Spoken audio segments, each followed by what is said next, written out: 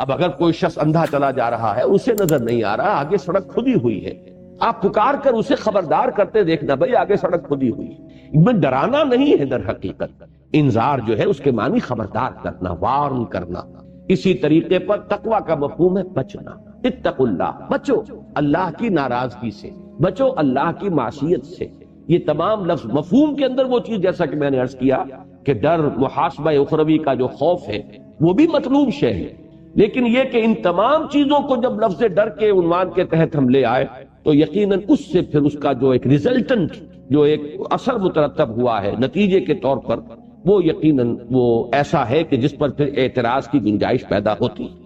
یا ایھا الذین آمنوا اتقوا اللہ ولتنظر نفس ما قدمت لغد۔ اب اس تقوی کے ساتھ، جیسا کہ آپ کو معلوم ہے، ایمانیات جو ہے، ایمان باللہ اس کا لازمی تقاضا کیا ہے؟ اللہ کا تقوی۔ اور ایمان بالآخرہ اس کا لازمی تقاضا کیا ہے؟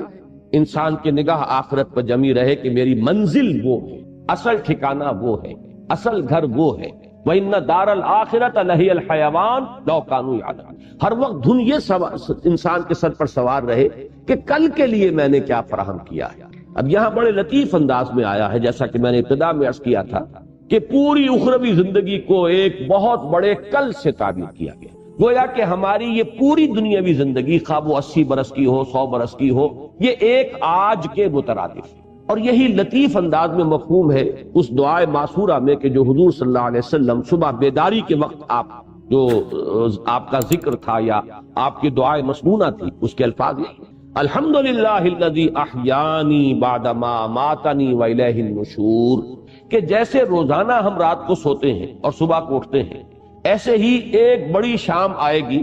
وہ شام زندگی ہوگی، اور پھر اس کے بعد ایک صبح آئے گی، اور وہ صبح ہوگی حشر کی، قیامت کی صبح، جس وقت کے ہم اٹھ کھڑے ہوں گے۔ یہ روزانہ کا ہمارا سونا اور جاگنا در حقیقت ریہرسل ہے اس موت اور بعث بعد الموت کا، کہ اس کے لیے ایک روز ہمارے سامنے نمونہ آ رہا ہے۔ تو جیسے آج میری زندگی کا ایک دن تھا، ایسے ہی میری کل زندگی ایک دن ہے،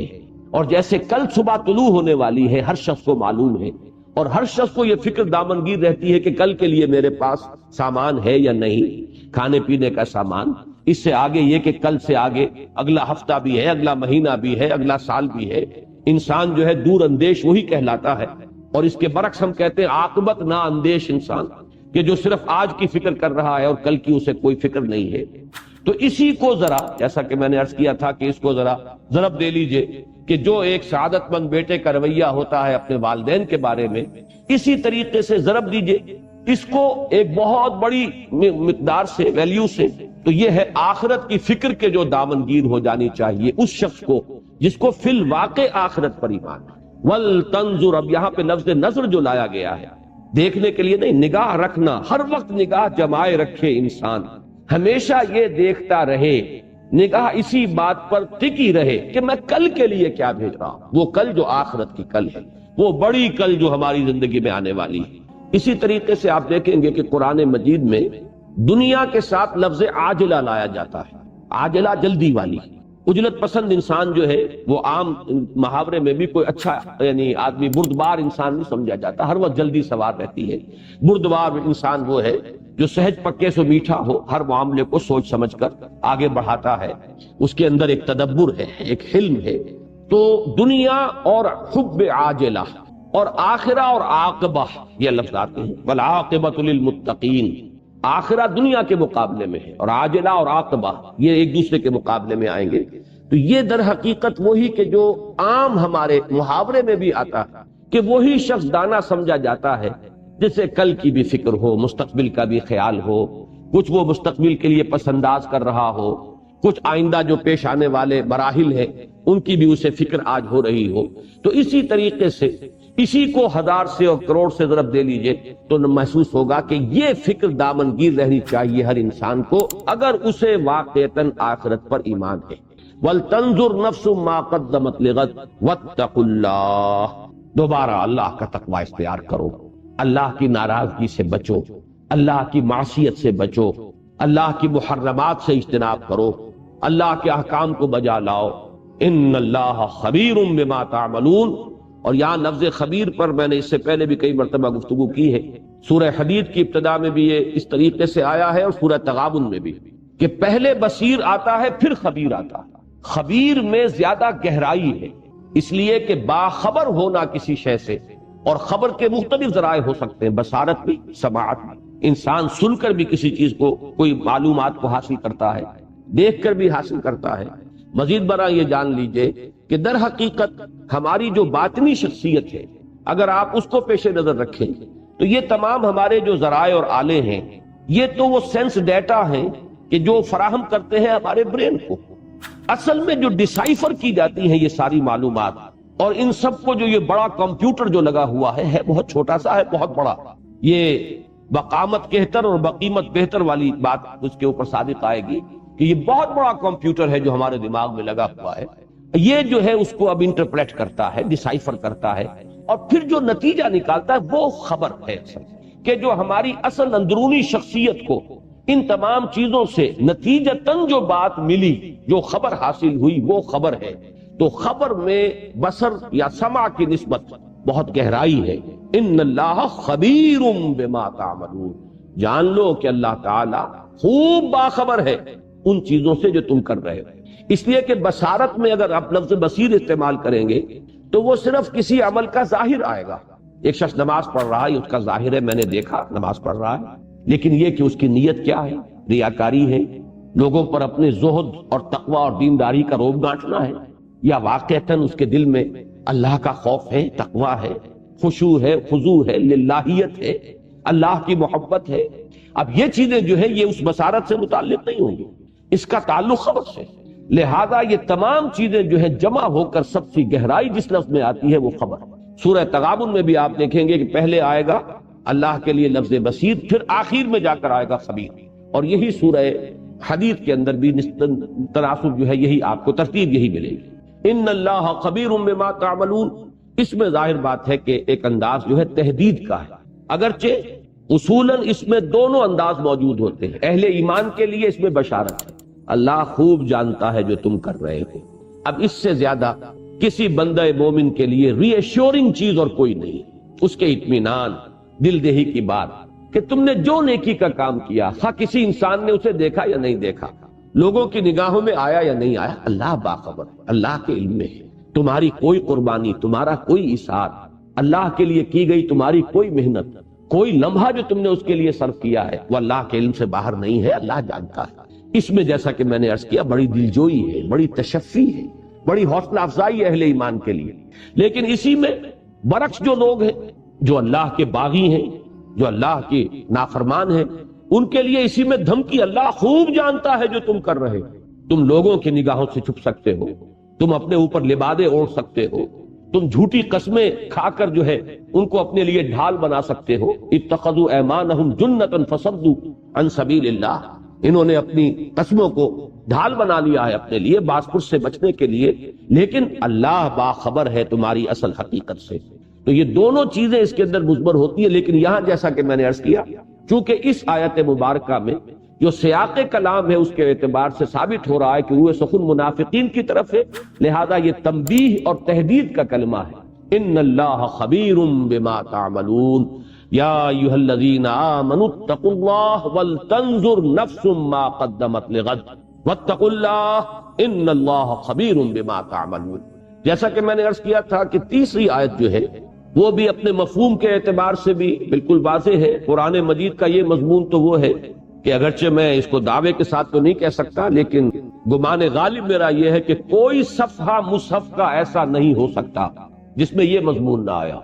آخرت کی کامیابی، جنت والوں کی کامیابی،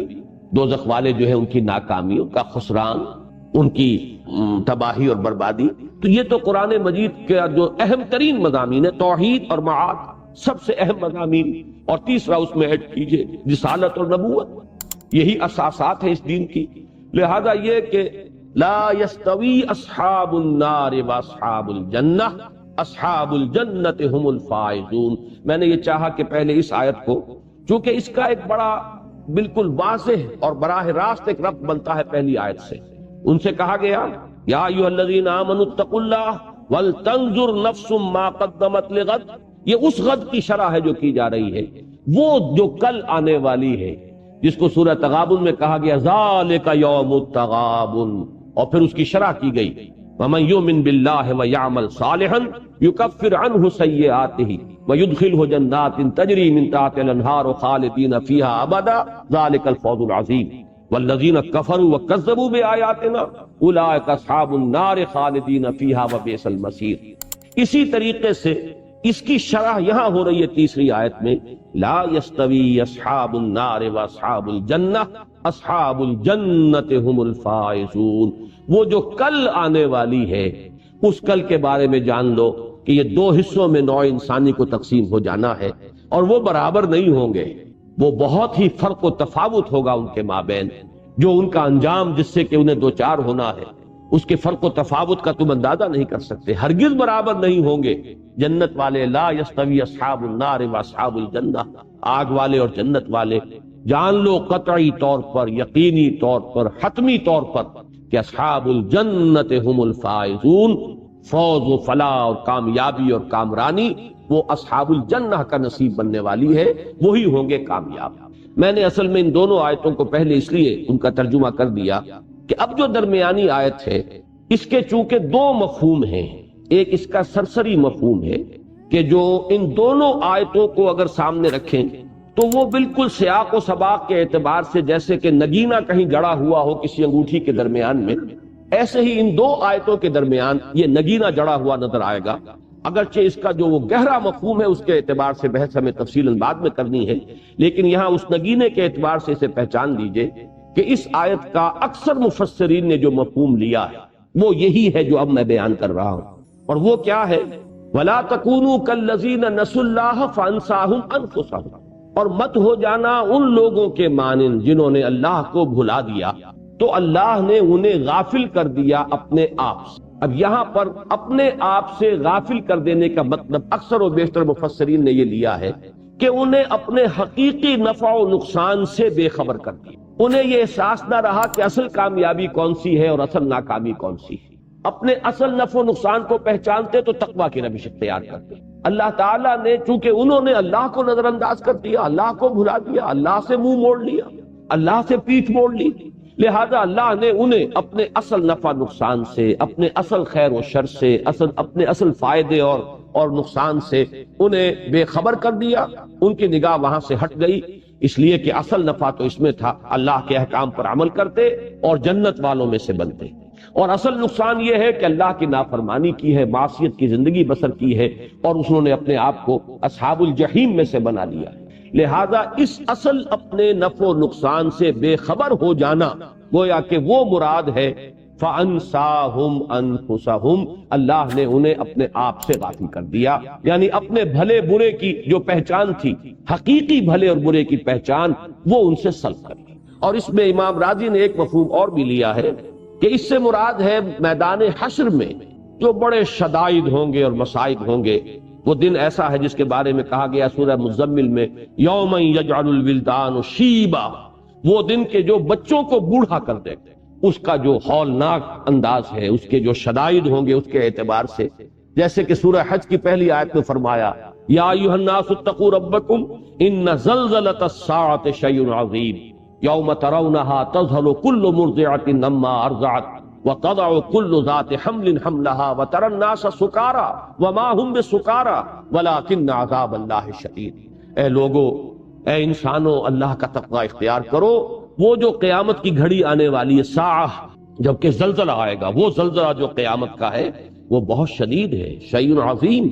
جس دن تم اسے دیکھو گے تو تمہیں اپنی ہوش نہ رہے گی۔ تذہل کل مرضعۃ عما ارضعت، ہر دودھ پلانے والی اپنے بچے کو بھول جائے گی، اور لوگوں حمل والیوں کے حمل گر جائیں گے، اس کی دہشت ناکی کا یہ عالم ہوگا۔ تو بعض حضرات نے اس مفہوم کو بھی اسی معنی میں لیا ہے کہ وہ میدان حشر ایسا ہوگا جسے ہم محاورے میں کہتے ہیں کہ لوگوں کو اپنے تن کا ہوش نہ رہے۔ یہ جو فَأَنْسَاهُمْ أَنفُسَهُمْ، لوگ اپنے تن سے غافل ہو جائیں گے، انہیں اپنے تن کا ہوش نہ رہے گا، یہ مراد ہے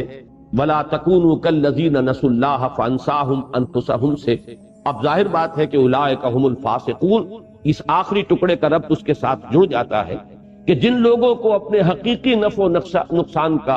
اور اپنے اصل فائدے اور نقصان کا احساس نہ رہے ظاہر بات ہے کہ کھل کھیلیں گے، پھر یہاں پر رنگ رلیاں کریں گے، عیاشیاں کریں گے، فسق و فجور جو ہے وہ اس کا منطقی نتیجہ ہے۔ یہ مفہوم تو میں نے عرض کر دیا، یہ وہ مفہوم ہے کہ جو اکثر مفسرین نے لیا ہے،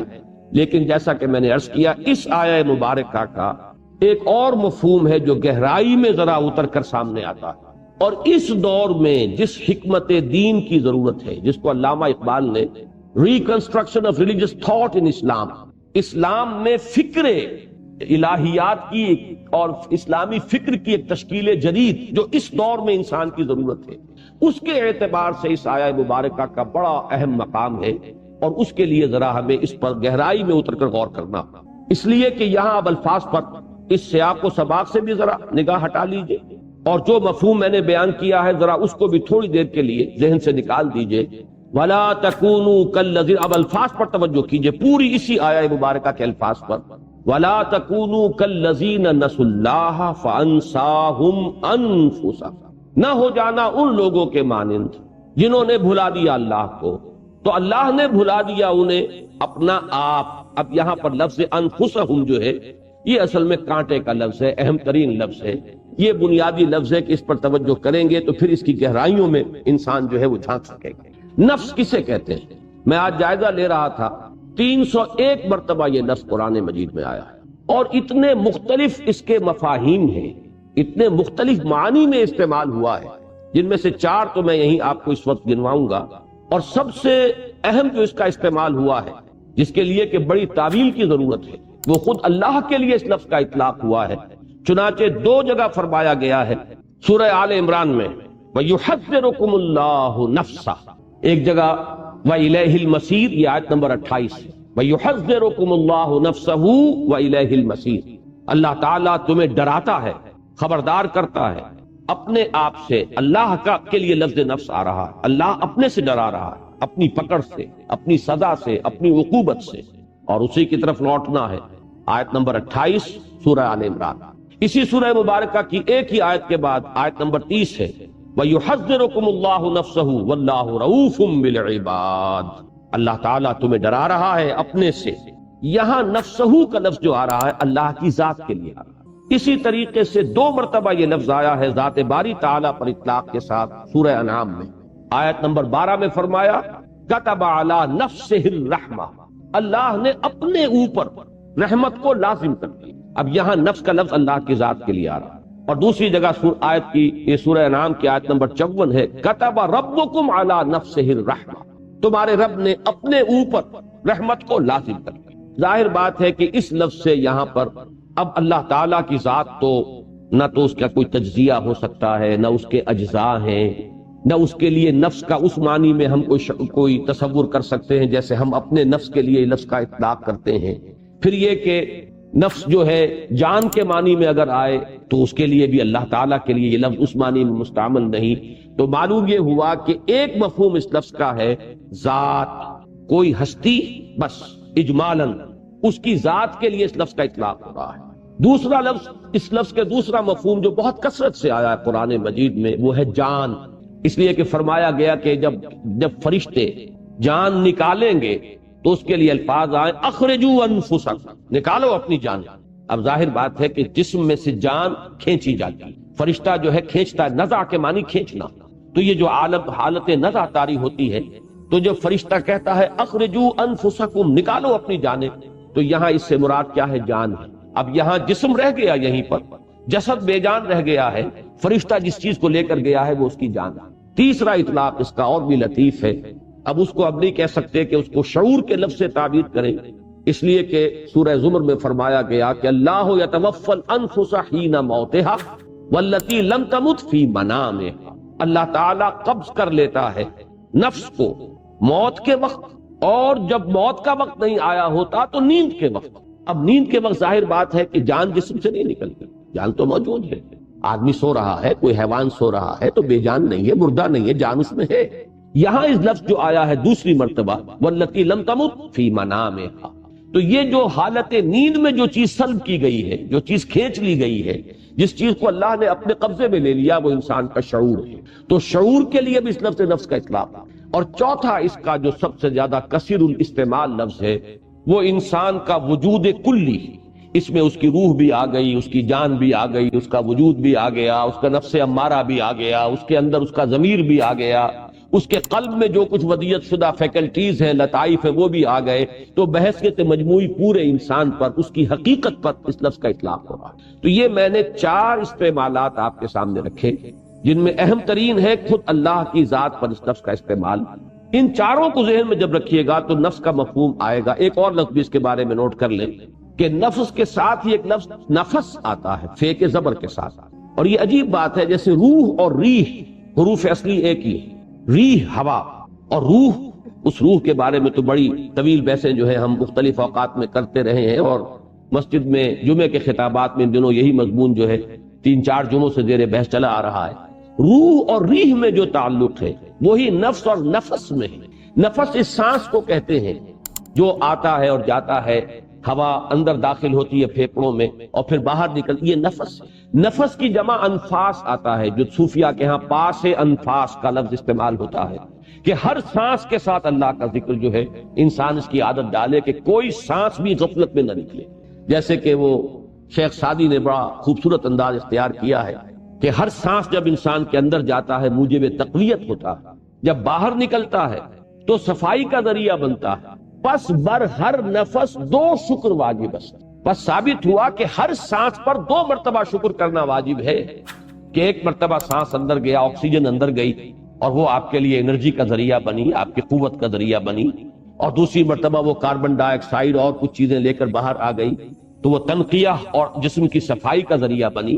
پس بر ہر نفس 2 شکر واجب ہے. تو نفس اور نفس اور روح اور ریح حروف اصلی ایک ہی ہے، جو تعلق ان میں ہے وہی ان کے مابین بھی موجود ہے. اب یہ نفس جو ہے اس تمام استعمالات کو سامنے رکھیے تو اس سے مراد جو نکلے گی وہ یہ ہے انسان کی اصل حقیقت. اللہ تعالیٰ اسے اپنی اصل حقیقت سے، اپنی اصل ذات سے غافل کر دیتا. اس کے سامنے اپنا جسم تو ہے، اس کے تقاضے تو ہیں،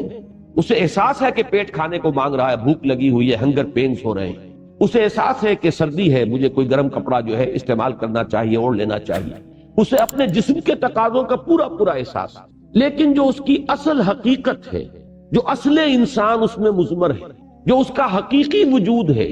جس کی بنا پر وہ اشرف المخلوقات ہے، جس کی بنا پر اس کا یہ مقام ہے جملہ مخلوقات کے اندر جو اللہ نے اسے عطا فرمایا، وَلَقَدْ كَرَّمْنَا بَنِي آدَمَ وَحَمَلْنَاهُمْ فِي الْبَرِّ وَالْبَحْرِ وَرَزَقْنَاهُمْ مِنَ الطَّيِّبَاتِ وَفَضَّلْنَاهُمْ عَلَى كَثِيرٍ مِّمَّنْ خَلَقْنَا تَفْضِيلًا.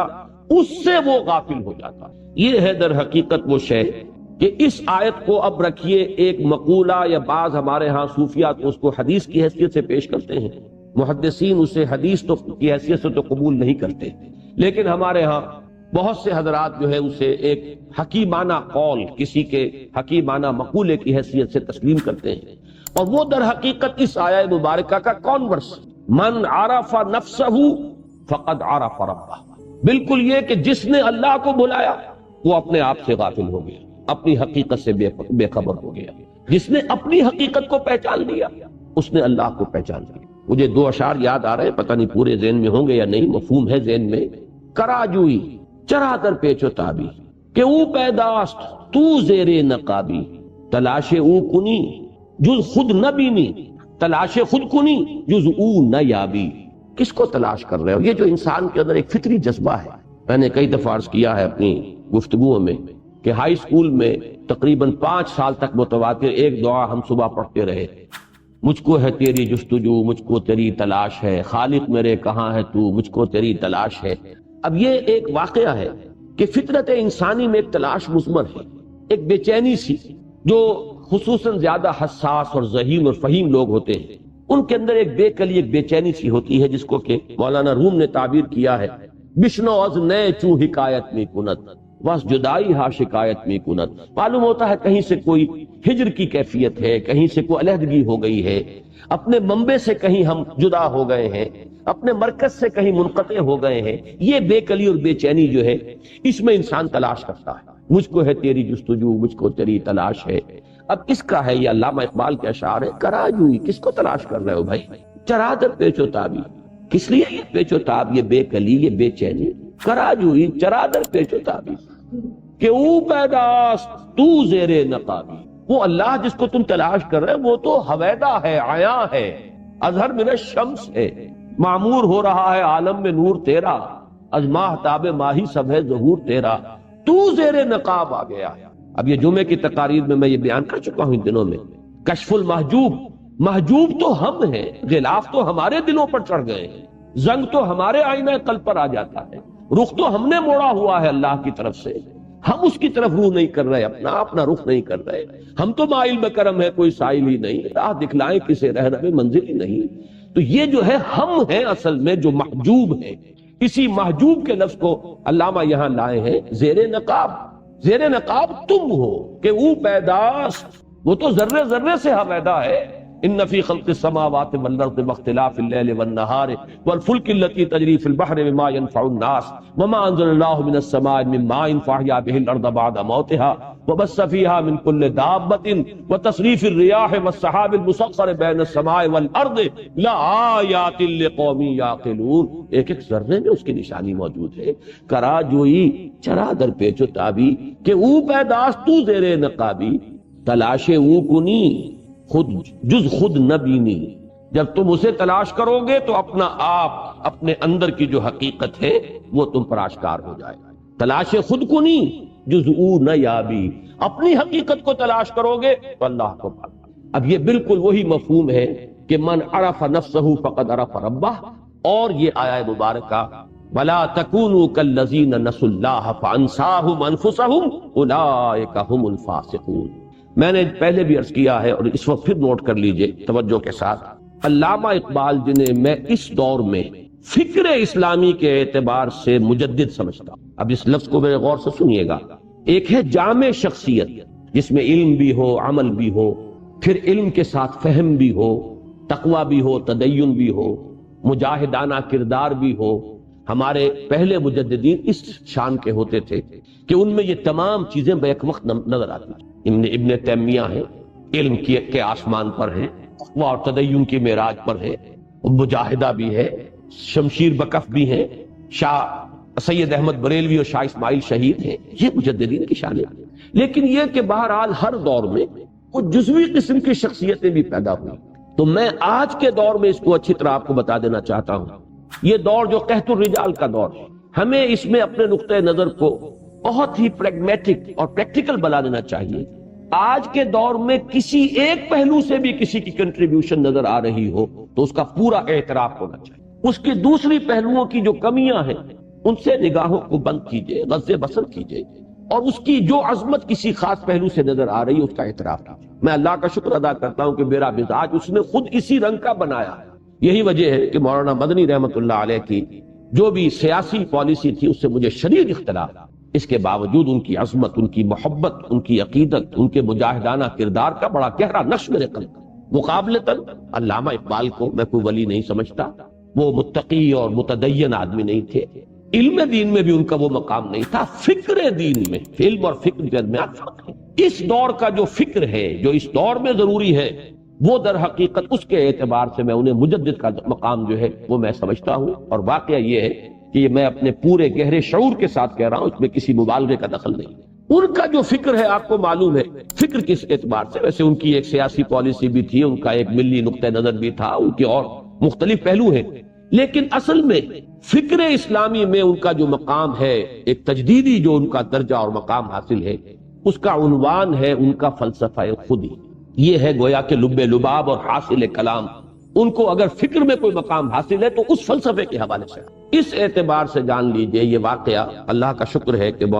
سید نذیر نیازی مرحوم نے اس کو لکھ دیا اور یہ واقعہ لوگوں کے علم میں آ گیا۔ اکثر و بیشتر اقبالی حضرات بھی اس سے ناواقف ہیں، اس لیے کہ غالباً میرا اس وقت پورا حافظے پر میں اعتماد نہیں کر رہا، یہ واقعہ بیان کیا تھا سید نذیر نیازی صاحب نے ہمارے ہی قرآن کانفرنس میں،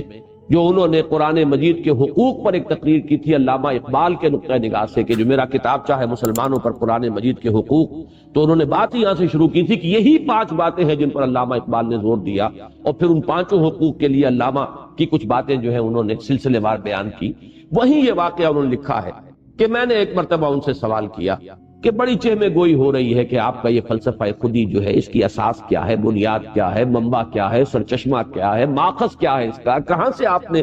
اس کے لیے اصول اور مبادی اخذ کیے ہیں، تو اب آپ خود ہی کیوں نہیں بتا دیتے؟ تو علامہ نے فرمایا کہ اچھا کل فلاں وقت تم آ جانا تو میں تمہیں ڈکٹیٹ کرا دوں۔ اب سید نذیر نیازی کہتے ہیں کہ میں بہت خوش ہوا، اترا رہا تھا میں اپنے آپ میں کہ یہ شرف مجھے حاصل ہو رہا ہے کہ شاعر مشرق حکیم الامت کا جو فلسفہ ہے اس کے ماخذ جو ہیں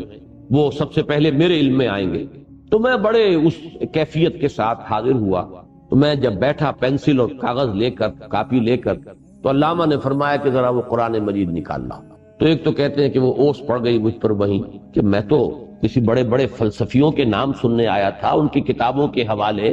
میں وہ نوٹ کرنے کے لیے بیٹھا ہوں، یہ قرآن مجید۔ اور کہا سورہ حشر نکالو اور یہ آیت وَلَا تَكُونُوا كَالَّذِينَ نَسُوا اللَّهَ فَأَنسَاهُمْ أَنفُسَهُمْ اولئک هم الفاسقون۔ علامہ نے فرمایا یہ ہے میرے فلسفہ خودی کا اصل مبدا،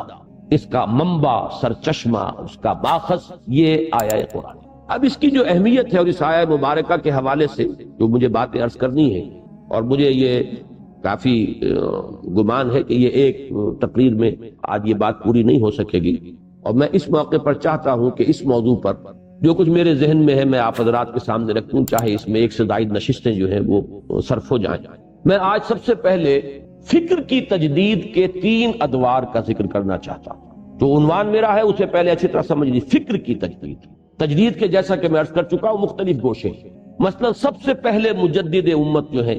وہ عمر بن عبدالعزیز رحمہ اللہ، جن کو کہ خلیفہ راشد شمار کیا گیا ہے کہ 5ویں خلیفہ راشد عمر بن عبدالعزیز رحمہ اللہ۔ لیکن ظاہر بات ہے کہ ان کی تجدید کس نوعیت کی تھی؟ اس وقت تک مسلمانوں کے آن نہ کوئی فکری گمراہی آئی تھی، نہ کوئی عقیدے کا اختلال پیدا ہوا تھا، نہ کوئی باہر کا فلسفہ حملہ آور ہوا تھا، نہ کوئی بیرونی منطق آئی تھی، نہ کوئی نیا سائنس کا علم جو ہے اس نے آ کر مسلمانوں کے عقیدوں کو جھنجھوڑا تھا۔ ایسی کوئی شے نہیں تھی، بالعموم کوئی فسق و فجور بھی نہیں تھا۔ وہ دور تو یوں سمجھیے کہ دور خلافت راشدہ کے بعد تو ابھی بہترین دور وہی ہے، اور جب تک دور بنو امیہ رہا ہے جو اصل عربی اسلام تھا اس کی بہت سی جو خصوصیات ہیں وہ برقرار رہی ہیں۔ یہ تو بعد میں دور بنو عباس میں ہوا ہے، چونکہ ان کے پیچھے اصل قوت جو ہے عجمیوں کی تھی، لہذا عجمی اثرات جو ہے دور بنی عباس کے فوراً بعد شروع ہو گئے ہیں آغاز کے ساتھ ہی، لیکن دور بنو امیہ کی حد تک اصل عربی اسلام جو ہے اس کی خصوصیات برقرار۔ تو صرف 2 چیزوں میں خرابی پیدا ہوئی تھی، ایک یہ کہ سربراہی جو ہے مسلمان حکومت کی سربراہی، بجائے اس کے کہ مسلمان اپنے مشورے سے اپنے میں سب سے اتقا اور سب سے اہل آدمی کو، سب سے متقی آدمی کو منتخب کریں، انہوں نے اس کو ایک قبائلی شے بنا کر، خاندانی چیز بنا کر، یہ ایک تو انحراف یہ ہوا تھا، اس بڑی اونچائی سے اونچا مقام جو تھا اسلامی ریاست کا ایک قدم نیچے آ گیا تھا معاملہ۔ اور دوسرے یہ کہ مسلمانوں کا بیت المال، اس کے بارے میں اب یہ تصور ختم ہو گیا تھا کہ اس کا ایک ایک پیسہ جو ہے وہ امانت ہے، خلیفہ کی کوئی ذاتی جاگیر نہیں ہے، اس کا کوئی ذاتی خزانہ نہیں ہے کہ اس کو جس طرح چاہے وہ استعمال کرے۔ یہ 2 چیزیں تھیں کہ جو اس وقت تک دارالاسلام میں جو خرابیاں پیدا ہوئی، ان دونوں کی انہوں نے کامل اصلاح۔ چنانچہ اگرچہ انہیں خلافت ملی تھی وصیت کے ذریعے سے، لیکن انہوں نے فوراً بری کر دیا کہ میں اپنی اس خلافت سے اے مسلمانوں تمہیں بری کرتا ہوں، اب اگر تمہاری مرضی ہو تو میں یہ بوجھ اٹھانے کو تیار ہوں، ورنہ محض اس وصیت، سابق خلیفہ کی وصیت کی بنیاد پر میں یہ ذمہ داری اٹھانے کو تیار ہوں۔ اور جب سب کی طرف یہ گویا کہ ایک طرح کا ریفرینڈم ہوا، پلیبسائٹ ہوا کہ مسلمانوں نے تسلیم کیا کہ ہم آپ ہی کو مانتے ہیں، تب انہوں نے خلافت کی وہ بار گراں اٹھایا، اور جس تقوی اور تدین کے ساتھ اور جس احتیاط کے ساتھ، وہ چراغ کا واقعہ تو آپ نے سنا ہوگا کہ رات کے وقت سرکاری کام کر رہے تھے اور بیت المال کے تیل سے وہ دیا جل رہا تھا، کوئی رشتہ دار آ گیا، اس نے کوئی ذاتی بات کرنی چاہی تو فوراً پھونک مار کر دیا بجھا دیا کہ یہ وقت جو ہے جو تم میرے ذاتی کام میں لگا رہے ہو، اس میں میں اس چراغ کی روشنی جو ہے استعمال نہیں کر سکتا جس میں جو روغن جل رہا ہے وہ بیت المال۔ تو اس انتہا تک، اور تمام جاگیریں جتنی بھی تھیں، تمام قینچی ہاتھ میں لے کر جتنے بھی وہ وثیقے تھے اور جتنی دستاویزات تھیں سب کو ختم کر دیا۔ تو یہ تھی تجدید۔ اب ظاہر بات ہے کوئی علمی فکری بات اس میں نہیں تھی، عملی اعتبار سے نظام سیاسی میں جو ایک خرابی پیدا ہو گئی تھی الحمدللہ کہ انہوں نے پھر وہ خلافت راشدہ کا نمونہ جو ہے اس پر استوار کر دیا۔ اسی طریقے سے امام ابو حنیفہ رحمہ اللہ اور ہمارے دوسرے ائمہ محدثین یا ائمہ فقہا جو ہیں، ان کا بہت بڑا کارنامہ یہ ہے کہ انہوں نے ان علوم کو مدون کیا۔ لیکن فکر کی تجدید جو ہے، میں اس وقت اصل میں اس تک اپنی بات کو محدود رکھ رہا ہوں۔ اس کے 3 دور ہیں جنہیں آئیڈینٹیفائی کرنا چاہیے۔ پہلا دور تھا کہ جو آج سے تقریباً 1000 سال قبل آیا ہے، یہ دور تھا جس میں کہ یونان کی منطق اور یونان کا فلسفہ عالم اسلام پر حملہ آور ہوا۔ ارسطو کی منطق کو ایسا قبول عام حاصل ہوا کہ گویا کہ اصل شے یہی ہے، اصل میزان یہی ہے، جو شے اس میں تل کر صحیح ثابت ہوگی وہ مانی جائے گی، اور جو اس منطق کی میزان میں بے وزن ہے وہ بے وزن ہے۔ نتیجہ یہ کہ بہت بڑا ایک ہنگامہ پیدا ہو گیا، جبر و قدر کا مسئلہ اٹھ کھڑا ہوا، اور نہ معلوم کتنے مسائل، اللہ تعالیٰ کی ذات و صفات کی بحثیں اٹھ کھڑی ہوئی، ہے صفات ذات حق حق سے جدا یا عین ذات، امت مرحوم کی ہے کس عقیدے میں نجات، خلق قرآن کا مسئلہ اٹھ کھڑا ہوا، قرآن مخلوق ہے یا غیر مخلوق ہے، یہ تمام مسائل، اور یہ وہ مسائل آج ہم ان کو سنتے ہیں، مسکراتے ہیں دل کے اندر، لیکن یہ کہ اس وقت ان کا اتنا اثر ہو گیا تھا پورے عالم اسلام پر کہ لوگوں کے عقیدے جو ہے وہ مزمحل ہو رہے تھے۔ انسان مجبور محض ہے یا وہ اپنے اعمال پر پوری قدرت رکھتا ہے؟ اب یہ جبر و قدر کا مسئلہ، یہ تمام مسائل ایسے تھے کہ جس کی وجہ سے وہ منطق اور فلسفہ جو آیا، اور اسی میں پھر تعویلات شروع ہوئی۔ وہی کی حقیقت کیا ہے؟ ابن سینا، فارابی، کندی، انہوں نے نئے نئے نظریے اور تخلیق کے نئے نئے نظریے، یہ سارا جو آیا ہے وبال، یہ عالم اسلام پر اور ایمان کے بنیادی عقائد کے لیے ایک بہت بڑا چیلنج تھا۔ اس فتنے کا مقابلہ کرنے کے لیے اللہ تعالیٰ نے اس وقت 2 عظیم شخصیتوں کو کھڑا کیا۔ ایک امام غزالی رحمہ اللہ، جنہوں نے تحافت الفلاسفہ کتاب لکھ کر اس فلسفے کی جڑیں کاٹی، اور دوسرے امام ابن تیمیہ رحمہ اللہ، جنہوں نے الرد علی المنطقیین، یہ کتاب مارکۃ الآراء، منطق سے منطق کی نفی کر دی کہ تمہاری منطق جو ہے یہ ویلڈ نہیں ہے، یہ کوئی ایسی میزان نہیں ہے کہ جو شے اس میں تلے گی وہی حق قرار پائے گی، اور جو اس میں بے وزن ہے وہ بے وزن ہو جائے گی، اس لیے کہ تمہاری تو اپنی منطق کا پائے چوبی ہے، اس کی تو لکڑی کے پاؤں ہیں، اس کا اپنا پاؤں جو ہے فولادی نہیں ہے، وہ زمین میں جمے ہوئے نہیں ہیں۔ تو یہ 2 کام جو ہوئے ہیں اس دور میں امام غزالی اور امام ابن تیمیہ کی طرف سے، اس نے اس سیلاب کا رخ پھیرا ہے، اور پھر مسلمانوں کو ایمان کے بارے میں، عقائد کے بارے میں، اور تمام جو مسائل جو میں نے ابھی گنوائے ان کے بارے میں ایک اطمینان کا سانس لینا نصیب ہوا، اور تمکن حاصل ہوا پھر ایمان اور اسلام۔ دوسرا دور آیا تصوف کے راستے سے، اور تصوف کے ساتھ بھی گھلا ملا تھا فلسفہ ہماؤست۔ ہماؤست اور وحدت الوجود میں بڑا باریک سا فرق ہے، اور میں یہ تفصیل سے بیان کر چکا ہوں سورہ حدید کی اس آیہ مبارکہ کے حوالے سے، هو الاول والآخر والظاہر والباطن۔ ہوا یہ کہ بات تو تھی وحدت الوجود کی، لیکن ایک تو یہ کہ بعض صوفیہ خود اس کے اندر دوسری انتہا کو نکل گئے اور وہ ہماؤست تک جا پہنچے، اور دوسرے یہ کہ جب یہ عوام کے اندر یہ بات آئی تو وحدت الوجود کی باریکیاں تو سمجھ میں لوگوں کے نہیں آئیں، وہ ہماؤست ہی رہ گیا۔ اس ہماؤست کی وجہ سے کیا ہوا؟ جب خالق اور مخلوق کا امتیاز ختم ہو گیا، خود کوزا و خود گوزا کرو، خود گلے کوزا، خود رندے سبو کش، خود برسرے آن کوزا خریدار بے آمد، بشکست و رواش، وہ خود ہی کوزا ہے، خود ہی وہ مٹی ہے جس سے کوزا بنا ہے، خود ہی کوزا گر ہے، خود ہی وہ خریدار بن کر آتا ہے، کوزے کو خرید لیتا ہے، خود ہی اس میں شراب بھر کر پیتا ہے اور آگے چلتا بنتا ہے۔ اب یہ ہے تصور جو دیا جا رہا ہے ذات باری تعالیٰ کا۔ اب یہ ظاہر بات ہے کہ اب پھر ابن عربی کی طرف ایک شعر منسوب ہے، میرا تو گمان یہ ہے کہ یہ شعر ان کا نہیں ہو سکتا، الرب عبد والعبد رب یا لیتا شعری من المکلف، رب ہی بندہ ہے، بندہ ہی رب ہے، ایک ہی ہے۔ جب ہماؤس سب وہی کچھ ہے تو یہ رب اور بندے کی تفریق کہاں سے آ گئی؟ میری سمجھ میں نہیں آ رہا کہ پھر مکلف کون ہے، کسے حکم دیا گیا ہے؟ حکم دینے والا خود، حکم جسے دیا جا رہا ہے وہ بھی خود۔ الرب عبد والعبد رب یا لیتا شعری من المکلف۔ اب یہ جو گمراہیاں شروع ہوئیں اور خاص طور پر ہندوستان میں آ کر یہ اپنی انتہا کو پہنچی، اس لیے کہ یہاں ہندوؤں نے اپنا ایک ڈیفنس اپنے مذہب کا اور اپنی ملت کا اس طور سے کیا۔ پروفیسر یوسف سلیم چشتی صاحب کے مضامین اس موضوع پر ہیں جو میثاق کی پرانے فائلوں میں دفن ہیں۔ اب کچھ حکمت قرآن میں ان کے ہم پرانے مضامین دوبارہ شائع کر رہے ہیں، شاید یہ چیزیں بھی دوبارہ آپ کے سامنے آئیں کہ بھکتی کی تحریک ہندوؤں کی طرف سے اٹھی تھی اسلام کے سیلاب کو روکنے کے لیے۔ کہ اسلام کی کچھ تعلیمات کو ہندو مت کی تعلیمات کے ساتھ جوڑ کر ایک ملغوبہ بنا کر اور اس طور سے اس کو سامنے لایا جائے کہ جن چیزوں کی وجہ سے اسلام جنگل کی آگ کی طرح پھیل رہا ہے وہ چیزیں خود ہم اپنے مذہب کے اندر شامل کر لیں تاکہ ہمارا مذہب موجود رہے. یہ بھکتی کی تحریک جو تھی، اور اس زمانے میں جو اس قسم کے صوفی سینٹس سامنے آئے، جیسے آپ کے یہیں لاہور میں ہے مادھو لال حسین. اب یہ مادھو لال حسین تھے مانی دار، لیکن یہ کہ ان کا کوئی مسلک نہیں تھا، وہ گویا کہ تمام مسلکوں کو صحیح سمجھتے تھے. آپ کو کافیوں کے اندر وہ شعر بھی آپ نے سنا ہوگا کہ مسجد مندر ہکڑو نور، ایک ہی نور ہے مسجد میں بھی مندر میں بھی، یہ فرق کیا رہا؟ کوئی مندر چلا گیا، کوئی مسجد چلا گیا، تو اس میں فرق کیا ہو گیا؟ تو اسی سے وحدت ادیان کا فلسفہ، پھر اسی سے پھر وہ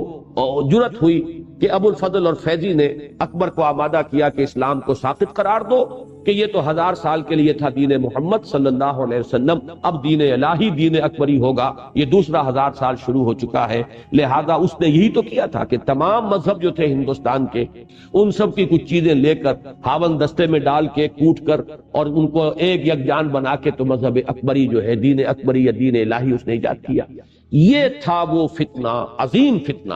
جس کے نتیجے میں واقعہ یہ ہے کہ اگر کوئی بڑی عظیم شخصیت ابھر کر سامنے نہ آتی تو اسلام کا نام و نشان مٹ گیا ہوتا عصمت صغیر. اس لیے کہ اب اس کا توڑ کیا تھا؟ یعنی ملت اسلامی کا جداگانہ تشخص ختم، شریعت اسلامی کی اہمیت ختم. بھائی نماز کوئی پڑھ رہا ہے، کوئی بیٹھ کر پرنام کر رہا ہے کسی بت کو، کیا فرق پڑ گیا؟ ایک ہی چیز ہے، ایک علامت کے طور پر اس نے اختیار کر لیا ہے. باقی مذہب تو اصل میں نام ہے کچھ عالمگیر صداقتوں کا، کچھ یونیورسل ٹروتھس ہیں، کچھ اخلاقیات ہیں، یہ مشترک ہیں، یہ مشترک سچائیاں ہیں پوری دنیا کی، تمام قوموں میں، تمام ملتوں میں، تمام مذہبوں میں. سچ بولو، جھوٹ مت بولو، کم مت تولو، دھوکہ نہ دو، فریب نہ کرو، خدمت کرو لوگوں کی، خود غرضی نہ ہو. بس یہ چیزیں ہیں اصل مذہب، اصل دین. باقی نماز ہو گئی تو اور نہیں ہوئی تو کیا فرق واقع؟ تو دین محمد صلی اللہ علیہ وسلم پر یہ بڑا کڑا وقت آیا تھا. اس وقت عظیم شخصیت کھڑی ہوئی ہے حضرت شیخ مجدد الفسانی رحمۃ اللہ علیہ. وہی الفسانی کا لفظ ان کے نام کا لاحقہ بن گیا ہے،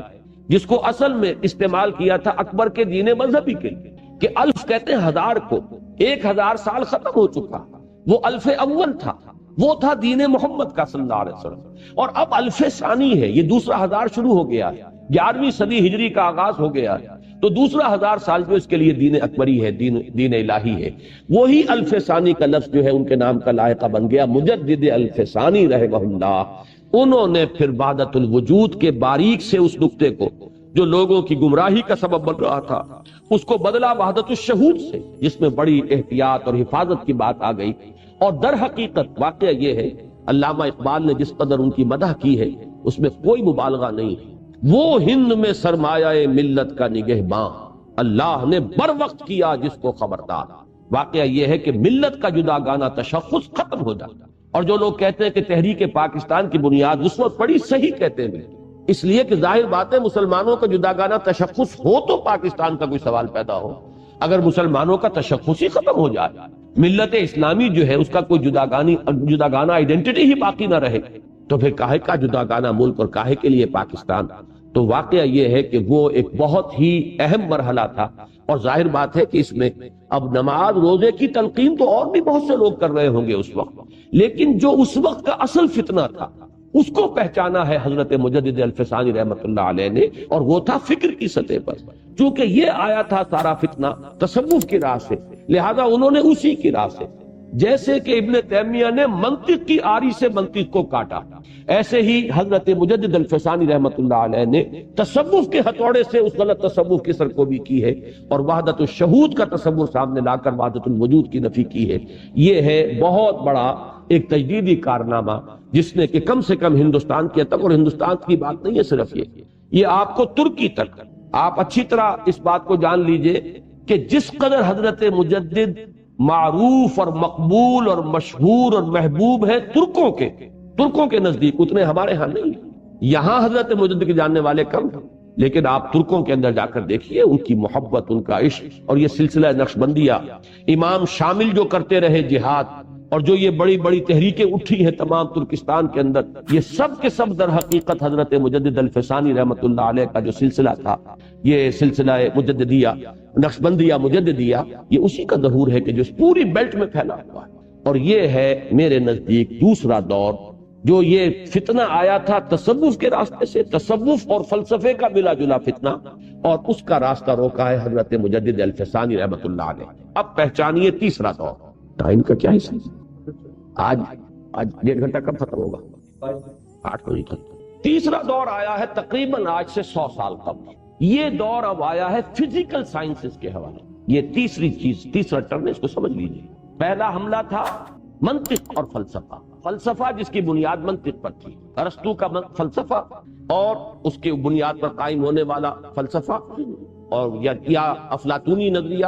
دوسرا دور آیا تصوف کے راستے سے۔ تیسرا دور آیا ہے فزیکل سائنسز کے حوالے سے، اور یہ زیادہ اس کا جو ہے ظہور ہوا ہے ہندوستان اور مصر میں، اس لیے کہ یہی 2 ملک ایسے تھے کہ جن میں تعلیم کا معاملہ، انگریزوں کی بالادستی اور اس کے نظام کے تحت انگریزی تمدن اور تہذیب اور تعلیم کا رواج ہوا۔ باقی اکثر و بیشتر جگہوں پر بالواسطہ طور پر مغربی اقوام جو ہے قابض نہیں ہیں، انہوں نے صرف قبضہ ہی جمایا ہے۔ اس طرح کا انہوں نے تمدن کے اندر اس کے رگ و پے میں سرایت کرنے کی کوشش نہیں کی ہے، جیسی کہ کلچرل ریولوشن یہاں وہ لائے ہیں کہ will you be governed by sword اور بائی پین۔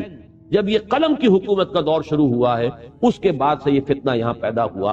اب اس فتنے کے 2 حصے تھے۔ انگریز آیا ایک غالب قوت کی حیثیت سے، اور غالب قوت جو ہے اس کا ایک رعب پہلے ہی محکومت کے اوپر تو خود بخود پیدا ہو جاتا۔ ان کے ساتھ تہذیب آئی ایک، لہذا لوگوں نے اس کی نقالی بھی شروع کی۔ لیکن ان سب سے زیادہ خطرناک معاملہ یہ تھا کہ جو سائنس آئی، جو نئی ابھی ابھری تھی، نیوٹن کی فزکس، اور پھر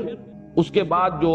ڈارون کا فلسفہ ارتقاء، یہ 2 وہ خوفناک چیزیں ہیں کہ جنہوں نے اسلام کی اعتقادی بنیادوں پر حملہ کیا۔ نیوٹن کی فزکس کا معاملہ جو تھا، اس کی بنیاد کیا تھی کہ اصل شے مادہ ہے، اس کائنات کی بنیاد مادی ہے، میٹیریلزم۔ اس میٹیریلسٹک ویو جو ہے یونیورس کا، اس کے اعتبار سے اب ساری نفی ہو گئی ذات باری تعالیٰ کی بھی، بس مادہ ہی مادہ ہے، مادے کے اوصاف ہیں، مادے کی پراپرٹیز ہیں، کیمیکل فزیکل ری ایکشنز ہیں، انہی کے ذریعے سے یہ آپ سے آپ معاملہ چل رہا ہے۔ یہ چیز جو ہے، اور مادے کا مستقل بذات ہونا، انڈسٹرکٹیبلٹی آف میٹر، یہ تو ہلاک ہو ہی نہیں سکتا، یہ قائم ہے، جیسے ذات باری تعالیٰ ہے کہ وہ ہمیشہ کے لیے قائم و دائم ہے، ایسے ہی مادہ ہے۔ تمام جو صفات ہیں اللہ کی، وہ اس دور میں مادے کو ایٹریبیوٹ کر دی گئی تھی کہ یہ تمام صفات مادے کے اندر موجود ہیں۔ لیکن یہ جو مادیت ہمارے ہاں آئی، اللہ کے فضل و کرم سے یہ تو بڑی شارٹ لیوڈ رہی۔ اس کی وجہ یہ ہوئی کہ بہت جلد ایک تو نظریہ اضافت آ گیا آئنسٹائن کا، اس نے وہ سائنس کی حتمیت اور قطعیت جو ہے اس کو ختم کر کے رکھ دی۔ جس طرح یہ سمجھا جاتا تھا کہ سائنس کا کوئی اصول جو ہے وہ کبھی غلط ثابت ہو ہی نہیں سکتا۔ لاز آف موشن جو ہے نیوٹن کے، وہ تو بالکل ہمیشہ کے لیے ایک ایسی صداقت ہے کہ جس کے اندر کہیں کوئی تبدیلی آ نہیں سکتی۔ وہ تمام چیزیں جو ہے نظریہ اضافت نے آ کر ان کو ڈھیلا کر دیا، بلکہ واقعہ یہ ہے کہ سائنس کو تصوف بنا کر رکھ دیا۔ اب کوئی شے حتمی نہیں، کوئی شے یقینی نہیں، ہر چیز اعتباری ہے، ہر چیز ریلیٹیو ہے۔ اور نمبر 2 یہ کہ میٹر خود وفات پا گیا۔ یہ لفظ میں جان بوجھ کر استعمال کر رہا ہوں۔ میٹر جس طریقے سے کہ مرا ہے اپنی موت، اس کا آپ میں سے ہر شخص کو اندازہ ہونا چاہیے کہ جب آپ ایٹم تک پہنچ